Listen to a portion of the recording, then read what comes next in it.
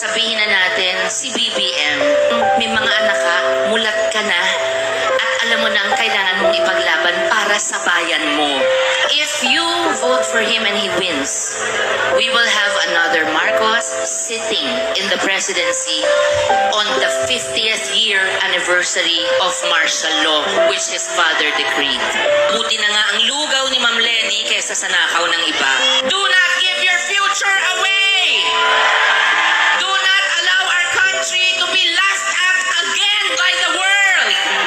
Do not allow another president who does not deserve to lead! Mr. President, you have my support. I will pray for you. And we pray for good health, peace of mind from all the fake news. May God be with you every single day, Mr. President. Anyari Sharon. Nabulag ka ba?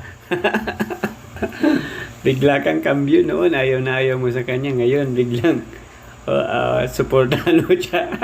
Nasa tamang presyo yata o kaya nabagok yung ulo nito at saka nabulag. Siya mismo nagsabi, bulag na daw yung mga naniniwala Sayang ang Mega Sardines. Mega Star pala to. Kala ko Mega Sardines Ikaw yung hindi marunong pumili.